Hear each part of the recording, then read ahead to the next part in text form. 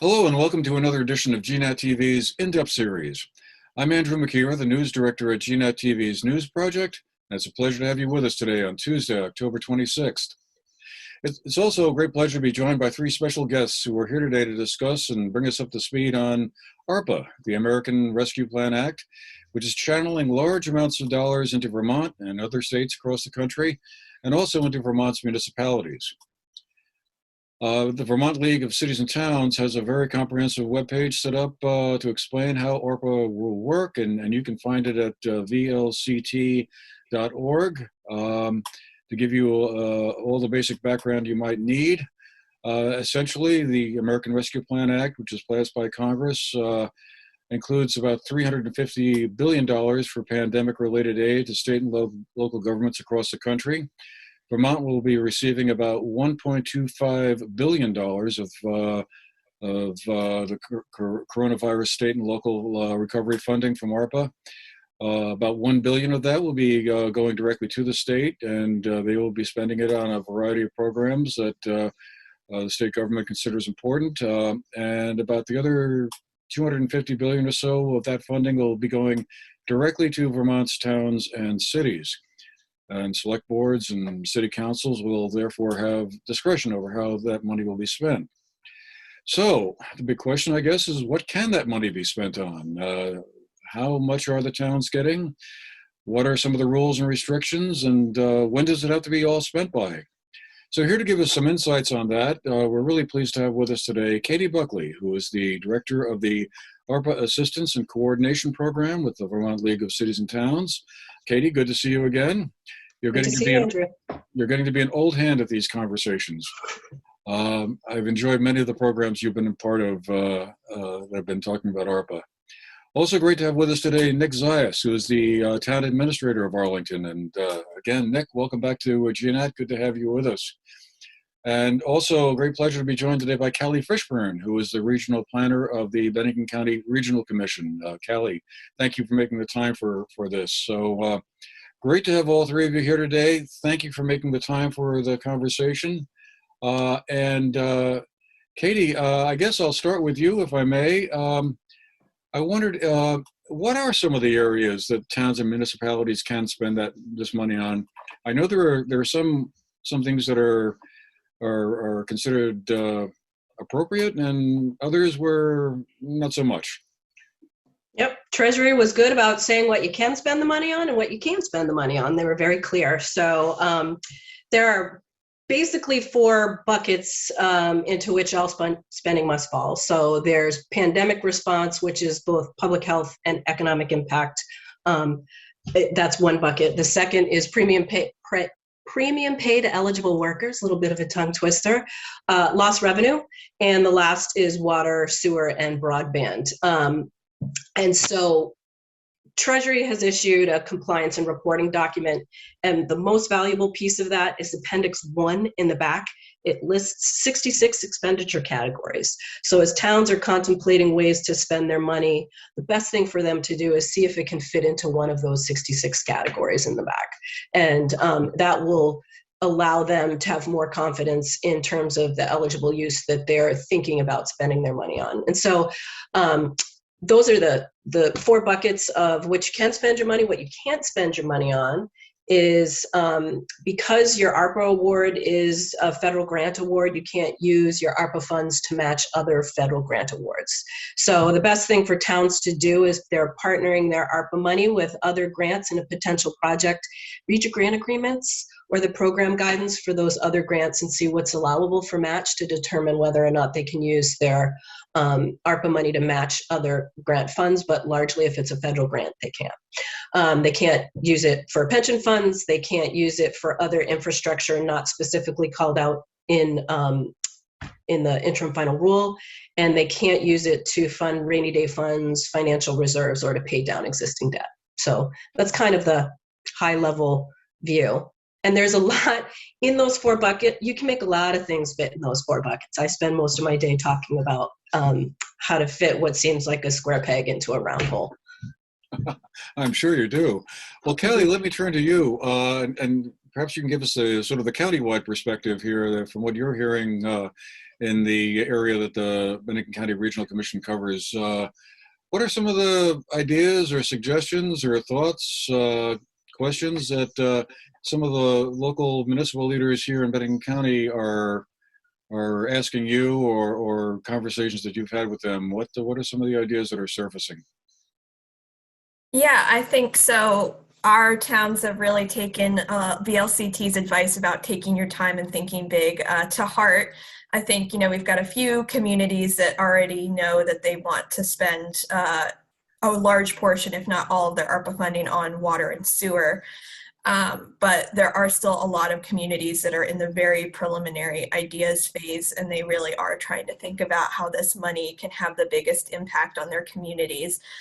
So there's a lot of conversations that I've heard and seen about, economic recovery and economic development, and how there can be, ARPA can be used to make investments in, community infrastructure and community spaces. Also about public engagement. There's still a lot of towns are trying to think, critically and, thoughtfully about how they want to, meaningfully engage the public. So, some towns are looking at survey or a public meeting, and, a few I think have places on their website already where you can, put in ARPA suggestions. So I think, our towns are doing a really great job of thinking carefully about what they want to do with this ARPA funding, and, really generating as many, innovative ideas as they can, and then vetting them from there. All right. Well, then let's go down to the local level here. And Nick, what are some of the ideas that have been discussed at your select board meetings in Arlington about how some of this money can be deployed? And I guess also, how much money will Arlington be getting? So Arlington will be getting between $600,000 and $700,000 in ARPA funding to spend on these projects. The biggest proposal before the board is to clear a couple of planned projects in the water department. There are line replacement projects that are desperately needed in near West Arlington and in Chiselville in Sunderland. And these two areas certainly would benefit from improved water infrastructure. In many cases, the lines there are very, very, very old, and either to the very beginning of the Arlington water companies or from their very early years. So these areas have been previously identified. We've had some previous planning and permitting done on them. So they're out. So while some of that work will need to be redone to be eligible for ARPA funds, we certainly have at least some really good preliminary ideas and thoughts on how to spend the bulk of the money. But that's not all of it. We've not had our public meetings to meaningfully engage the public. We still are looking for the ideas from the public, especially to spend the last, say, $50,000 of this money to do some other needed projects.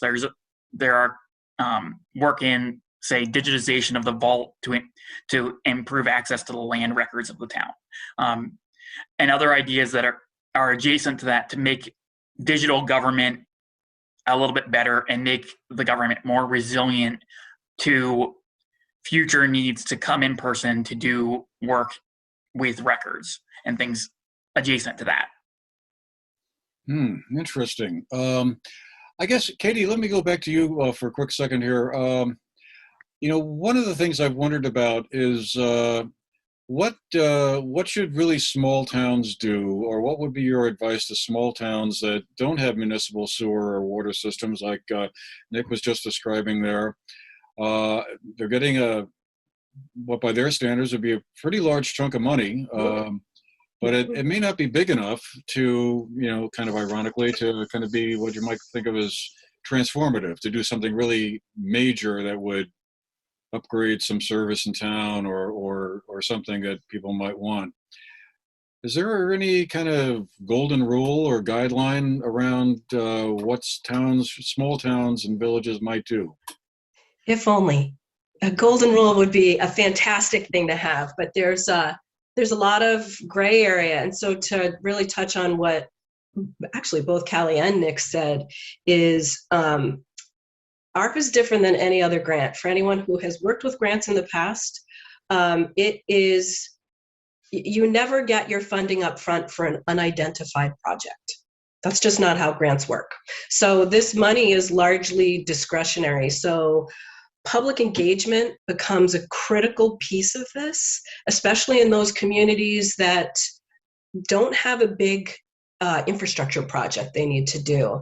And so asking your residents what's important to them and prioritizing whether or not it's ARPA eligible is a really beneficial exercise, because you form your big priority list and then you organize it top to bottom on what's most important, and then you identify what can be funded with ARPA and what can't. And those things that cannot be funded, figure out other funding sources that could possibly fund those, or connect with partners who might be able to help advance those. So this is a great moment to engage your community and develop a good plan forward for the community in general about what's important, to really test the waters of what's important to residents.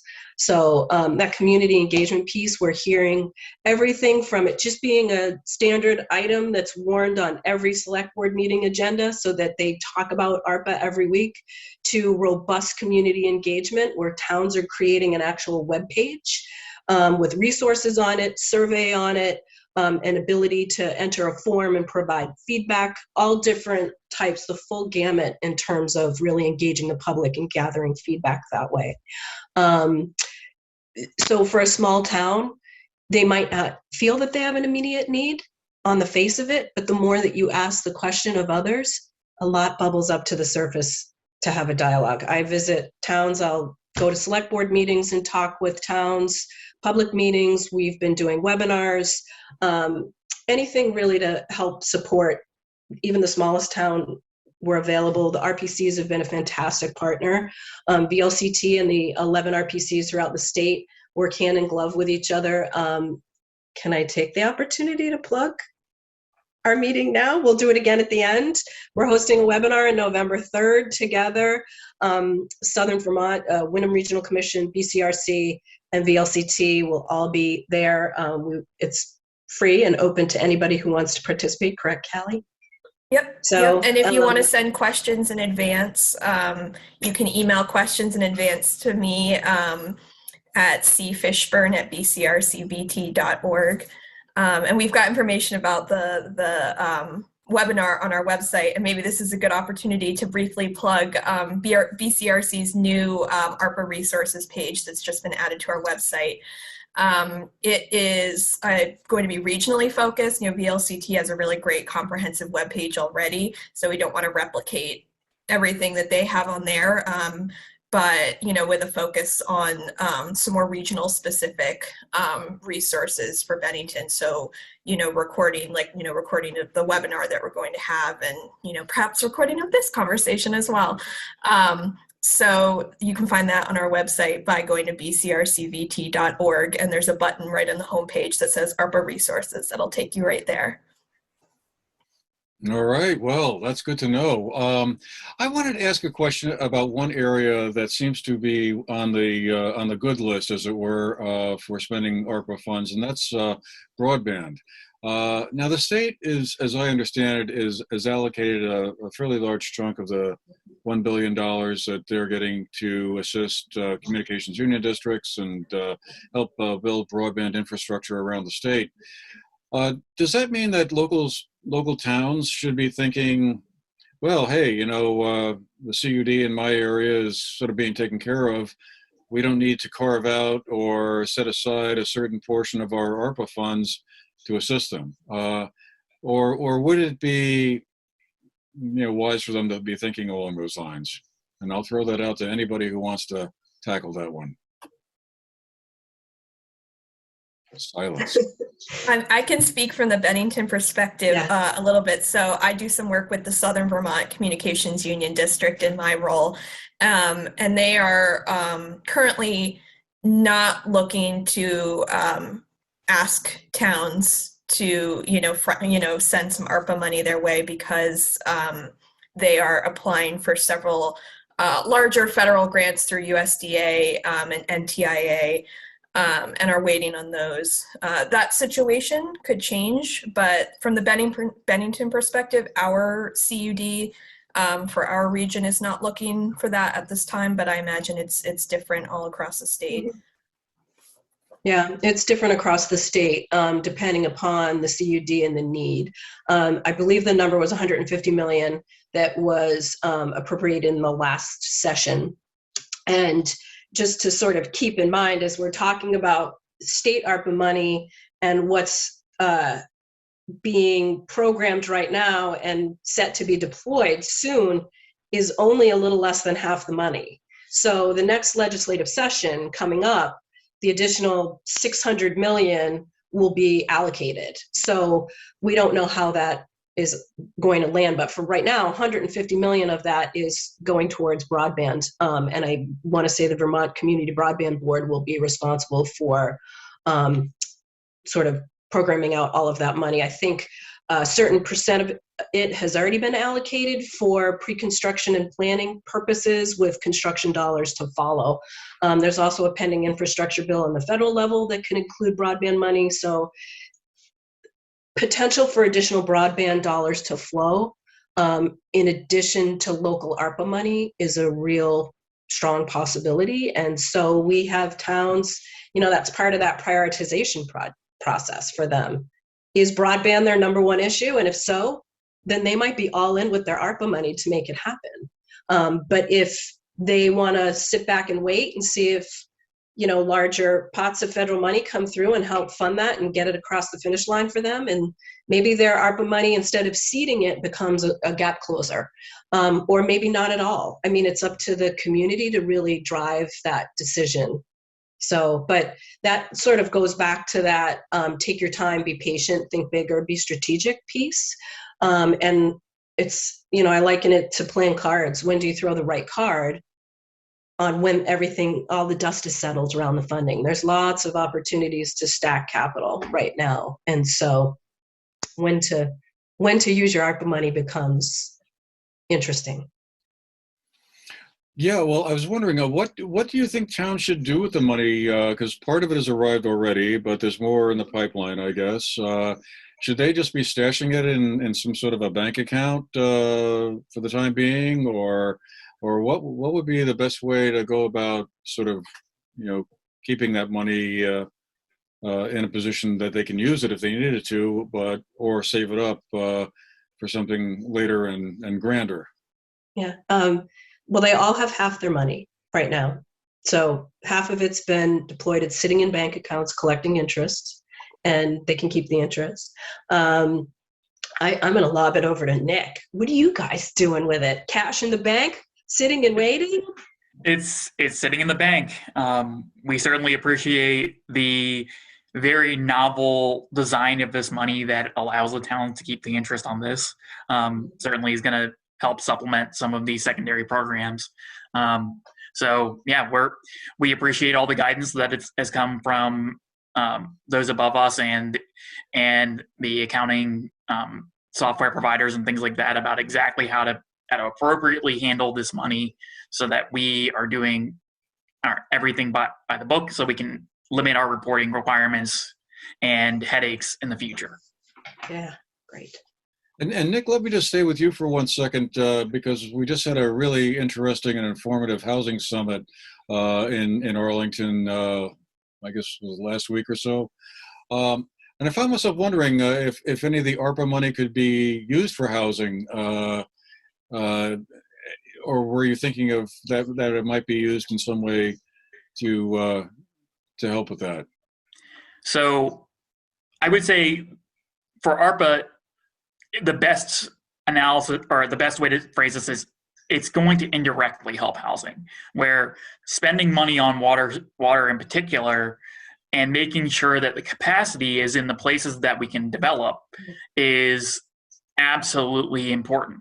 So having excess water capacity is going to be pivotal if we're going to be seeing a bunch of accessory dwelling units and other, in many cases, well-provided zoning areas and kind of mechanisms through which we can add housing, but that does not work if you have a water resource constraint. So making sure in a place like near West Arlington, which is walkable from the center of town, already fairly dense, that's a kind of place that's ripe for a little bit of garage conversion for these units, but you can't convert garages to units if you don't have water to serve them. Then you don't have lots that have septic capacity to handle that. But in some of those cases where the water constraint is real, it's going to be really important that ARPA money be used to alleviate those things so you can actually reach the capacity that you zone for in some of these properties. Another question I heard recently from someone was whether or not this money could be used for climate change resilience measures. And I'm not sure who wants to tackle this one, but I was wondering, would this involve perhaps spending or being okay to spend the money on things like road culverts or something that might mitigate flooding in some way or another? Would that be considered an acceptable use of the funds? Callie, have you heard anything along those lines? I have not. I think I'm going to punt to Katie as more of an expert on this one. I'm an expert on nothing these days, just to clarify that. I have to give my least favorite answer, which I have to give a lot, which is it depends. So if the project, this is based on conversations I've had with the Agency of Natural Resources, if it is a project that's identified in your municipal roads general permit, then, and Callie, I might ask you or Nick even to back me up on that because it's been a while since I've touched the municipal roads general permit stuff. I was sort of exiting local government when that was coming into effect, that if it's an item that's identified as being needed to be completed for compliance with your municipal roads general permit, then it would be eligible. Does that sound like it makes sense? So that's how you would address some of those, stone line ditching, culverts, that sort of stuff, ARPA eligible. If you're looking to replace a bridge, no, not ARPA eligible. And other, did you have other ideas, Andrew, around climate? Well, there's been so much talk about, climate change and building more resilience into, municipal infrastructure. I mean, culverts was just the one thing that came up, but I suppose, I don't know. Culverts is a pretty popular one. But maybe improving roads in some way, I'm just trying to think here. The bridge. If I could throw in something like, say, facilities improvements that maybe make your building more COVID resilient, something like improved HVAC systems that typically are going to have a great climate effect. Something like that may fall a little bit closer to that area of allowable expense. Well, I'm not going to claim any expertise on any particular project.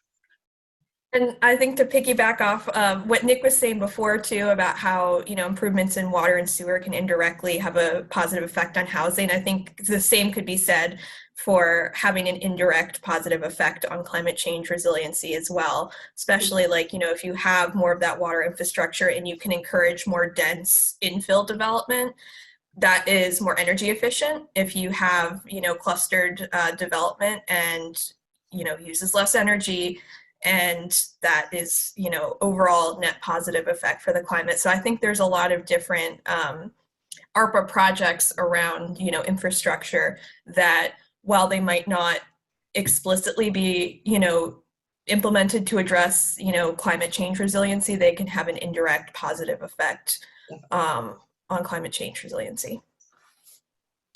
Well, we have time, I think, for about one last question before we have to run here. And there's so much to cover on this area, that we haven't touched upon. Things like cybersecurity, for instance, I know is another area where apparently the green light is on.